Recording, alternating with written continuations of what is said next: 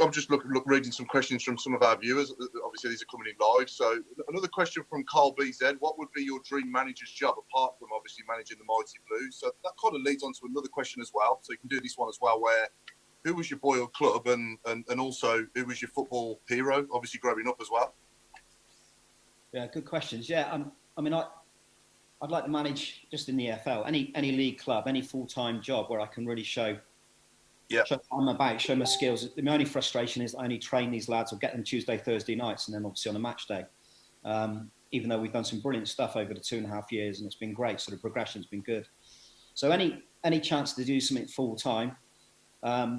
Kevin Keegan was my hero growing up, and probably because Kevin Keegan, I think, was never, the hair, before I'd had this done today. He wasn't, I don't think, people might laugh at this, he wasn't the most gifted football player in the world, by the way, Kevin Keegan. But what he did, he was the most professional, the fittest bloke you were ever going to see. And I remember watching him as a 7 or 8 year old, and he was a physical specimen. Yeah. Do you know what? I've got a lot of admiration for that. And I became a Liverpool fan. So born in 1970, my first recollection of real good football on the TV, 77 European Blues, ironically, was at Anfield. So that wasn't a bad way to go out, actually. Yeah. You must have got on well with Dealey then, Jerry, when you was at the Blues, because obviously he's a massive Liverpool fan, isn't he, as well? Yeah, no, Dealey, we got on really, really well. I remember playing against Dealey when he went to Northwich Victoria on loan from Crewe. And I was playing for Bath at the time, and I remember this big lump of a bloke, scary big bloke, and I thought, what the hell is this? And he was phenomenal, and also at Blues. But what a lovely man as well, I got to say. Good character, nice person. We had our chats about the Reds, of course we did, and like I said, I support him still now. As well that we've been asked in the week. Obviously, you've mentioned it yourself, Jerry, already. Anyway, about almost anyway. Obviously, being in the team all the way up to the final of the Worthington Cup in 2001, and unfortunately being left out in the final. I mean, how was obviously at the time? How was? Can you talk us through how you were feeling then, and obviously what happened, etc. I'm crying. I break down here, lads. It's the most common question I get asked by any Birmingham City fan, I've got to say. Yeah. So, and I think you all sort of felt that for me as well. Yeah, I did. Having played every round and I heard your interviews with Dealey last week, and he spoke about this game, the Ipswich semi-final. I'll take some beating at St Andrews that game. Yeah. And everyone uses this word. It was rocking. Yeah. And it was one of those nights that you're just never going to get. You're never going to get again. And so obviously playing in that game and the jubilation of that and coming out of it, you think, well, you're playing a semi-final. You get a club, not just me. I was a part of it. But you play in the game and you get to a major cup final, and it happens to be Liverpool. Just, I think, well, I'm going to be in that team, definitely. Now, I know I was in and out of the team. I knew that. I understood that. But I thought I was adamant I was going to play. John McCarthy had just come back from his broken leg, if you remember.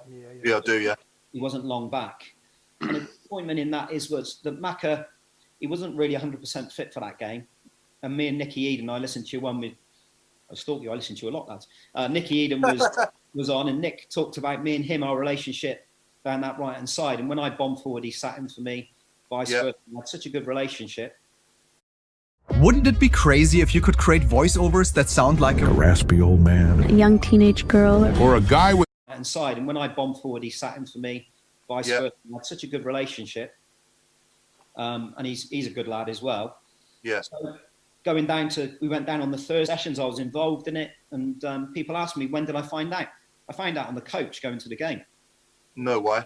As we were about to go out, and that's the bit that disappoints me a little bit, that I never really had been told prior to that. So that comes as a really big shock then. And not only was I not playing, I wasn't even on the bench.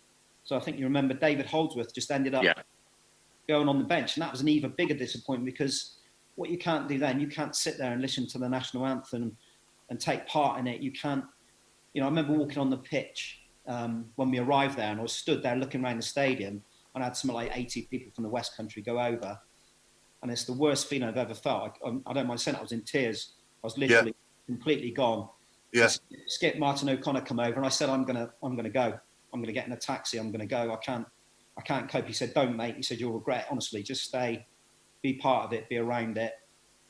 And I did. I stayed, but it never really felt as if I was part of it because of that. Yeah, sure.